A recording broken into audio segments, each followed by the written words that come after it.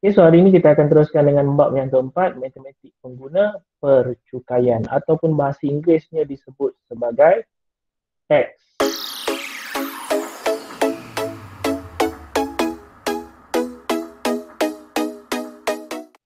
Okay, so kita nak tengok sesi pengenalan terlebih dahulu. Apakah gambar yang telah disediakan di sini? So apa yang kamu boleh nampak sebenarnya? KFC ya, dahsyat. Okay. So ini sebenarnya sesuatu yang telah menjadi fenomena. Okay, sesuatu yang telah menjadi fenomena di Malaysia terutamanya. Okay, so setelah keluar benda Allah ni dijual di McDonald's, dia dah jadi satu fenomena. Okay, tapi bukan ini yang cikgu nak sebut. Okay, bukan ini yang cikgu nak ulas panjang.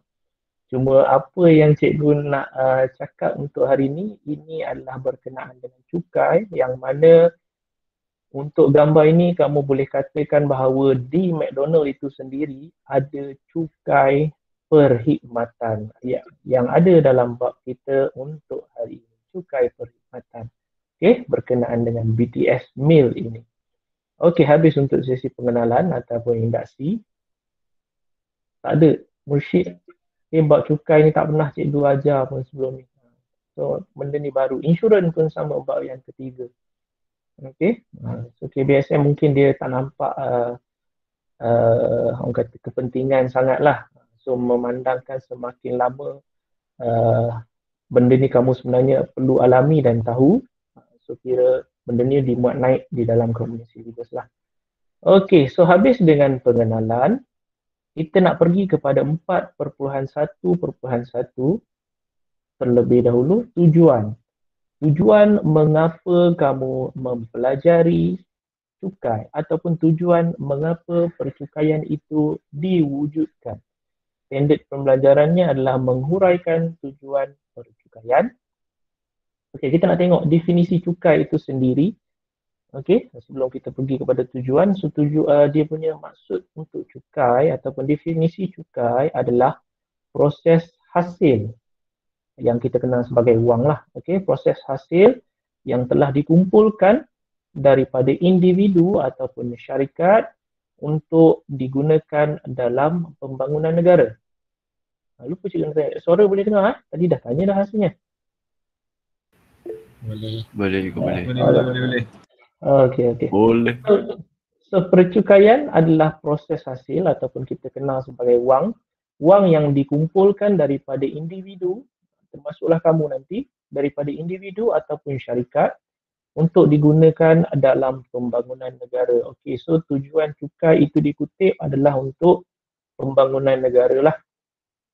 Okey, so ini ada yang ada dalam buku teks SSM kamu tu. Okey, dia punya definisi ni. Okey, so ini orang kata gambar rajah cukai.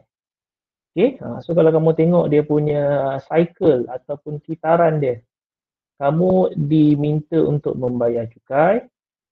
Kemudian cukai itu telah diuruskan ataupun diuruskan oleh kerajaan. So hasil daripada duit yang kamu bayar cukai, kerajaan itu jangan tanyalah. Okey, so kerajaan akan membangunkan negara. Okey, so tak semestinya membangunkan negara, dia kalau ikutkan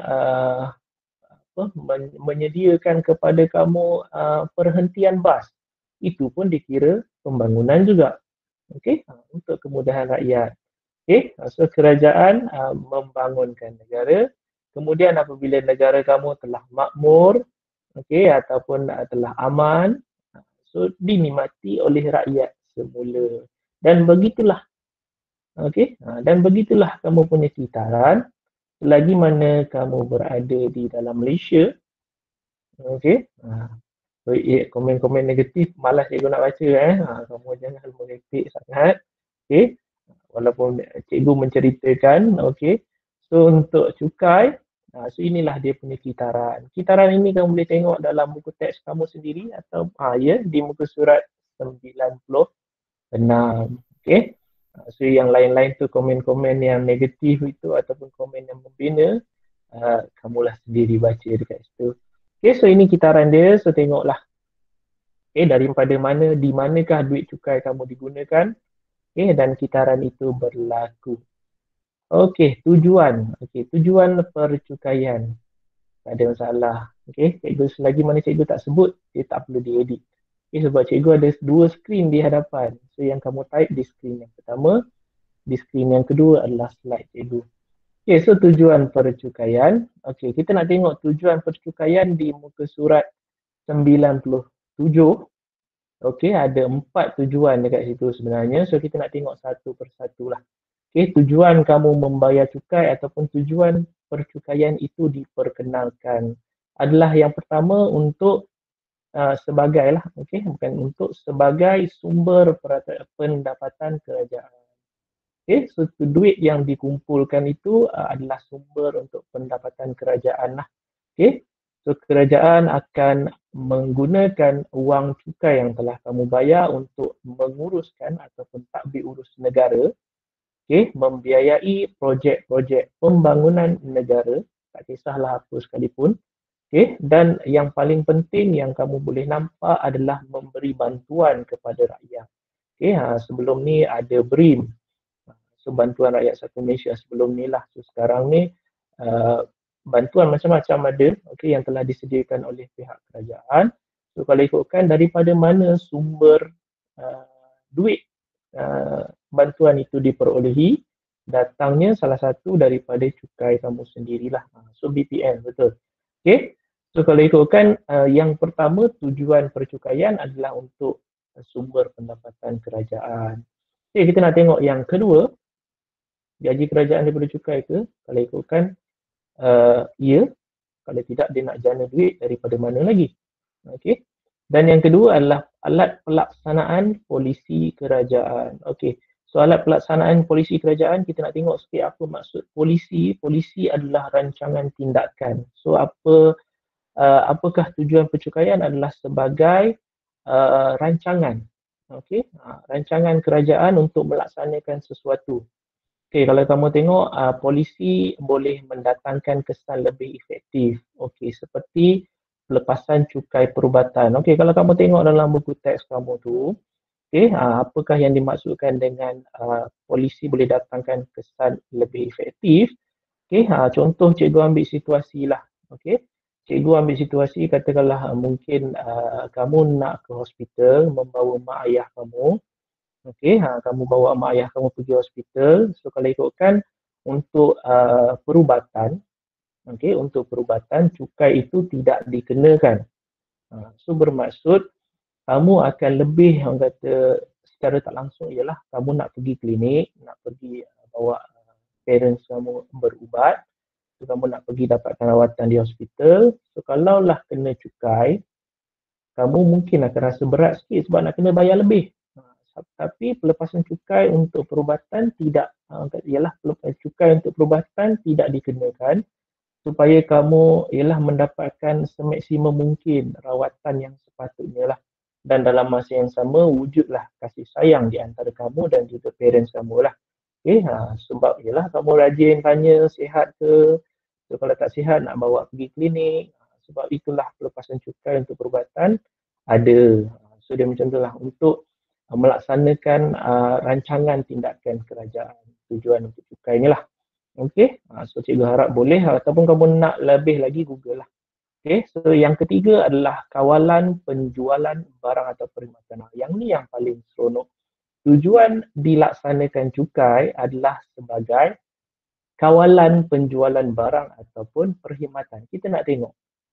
Cukai dikenakan bagi mengurangkan rakyat melakukan pembelian atau penggunaan perkhidmatan. Contoh yang paling sinonim adalah cukai rokok. So cukai arak pun ada, so cukai rokok. So cukai untuk tujuan cukai dikenakan kepada kamu. Tujuan dikenakan kepada kamu. Tujuan cukai dikenakan adalah bagi mengurangkan rakyat melakukan pembelian ataupun penggunaan perkhidmatan. So iyalah, seperti mana kamu tahu rokok memang ada cukai. Cuma kamu tak bayarlah harga cukai itu asing sebab dia telah dimasukkan ke dalam harga rokok itu sendiri. So untuk rokok, orang kata memang ada cukai, dan secara tak langsung cukai rokok diperkenalkan supaya dapat mengawal penjualan rokok itu sendiri. So, dia macam itulah lebih kurang. Okey. Ada pula orang nak komen berkenaan dengan dia ni. Tak ada. Okey, rasa tak apa. So yang keempat, tak ada komen. So yang keempat adalah sebagai alat kewangan stabil ekonomi. Okey, alat kewangan untuk menstabilkan ekonomi. So sekarang ni tujuan untuk cukai dia sebagai untuk menstabilkan ekonomi kamu lah. Okey, ada untuk Arab pun ada cukai. Okey, so untuk cukai dia adalah bertujuan untuk menstabilkan ekonomi sekiranya berlaku sebarang kata kegawatan ataupun lain-lain. So duit daripada mana duit daripada mana yang nak digunakan untuk menstabilkan ekonomi? Duit daripada cukai lah. Okey, so cukai ini datang daripada mana? Daripada kamu sendiri jugalah. Jadi, jangan lupa untuk like sebagai tanda anda memperoleh ilmu daripada tontonan ini. Tinggalkan komen untuk sebarang penambahbaikan dan seterusnya subscribe untuk tidak ketinggalan video-video yang baru. Sehingga kita berjumpa lagi. Assalamualaikum warahmatullahi wabarakatuh.